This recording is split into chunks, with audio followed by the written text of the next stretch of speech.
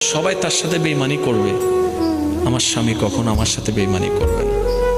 সবাই আমার হাত ছেড়ে দিবে, আমার স্বামী কখনো আমার হাত ছাড়বে না।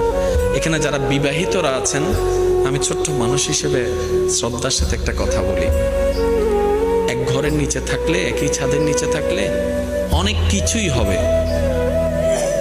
মন মালিন্য, পক্ষে বিপক্ষে, পছন্দ অপছন্দ অনেক কিছুই হবে। এগুলাকে ফোকাস দিয়েন না, ডিভোর্সে যায়েন না। কারণ ডিভোর্স করে যেখানে যাবেন সেখানে যে মহাসুখ পাবেন এরকম কোনো গ্যারান্টি নেই। যেখানে আছেন থাকুন, আল্লাহর রহমতের আশা করুন। ডিভোর্স কখনো সমাধান হতে পারে না। স্বামীর কাজ হচ্ছে স্ত্রীদেরকে মায়া প্রদর্শন করা, মহাব্বত প্রদর্শন করা, কেয়ারিং প্রদর্শন করা। আর স্ত্রীদের কাজ হচ্ছে স্বামীদেরকে ভক্তি করা, শ্রদ্ধা করা, সম্মান করা। দুইজনের পক্ষ থেকে যখন এই ইসলামের নিয়ম দুইটা চলে আসবে,